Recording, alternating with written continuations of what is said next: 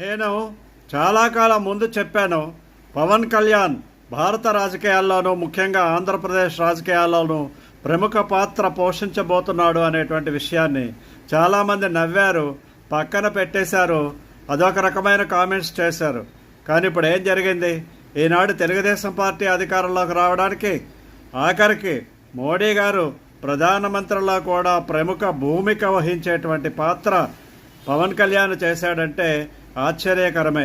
ఎందుకంటే ఆ రోజున కనుక పవన్ కళ్యాణ్ బీజేపీ వాళ్ళని ఒప్పించి చంద్రబాబు లాంటి వ్యక్తిని ఎన్డీఏ కూటమిలోనికి తీసుకొని వచ్చి ఎలియన్స్ కనుక కుదిర్చి ఉండకపోతే ఈ క్లిష్ట పరిస్థితుల్లో ఇటు చంద్రబాబుకు కానీ అటు బీజేపీకి కానీ ఏ విధంగా ఉండేదో ఒకసారి ఊహించుకోండి. పవన్ కళ్యాణ్ కూడా రాజకీయ ఎదుగుదలకు ఎంతో త్యాగం చేసి ముందుకొచ్చి సీట్లు తీసుకున్నప్పుడు విమర్శించారు. ఇప్పుడు ఏమైంది?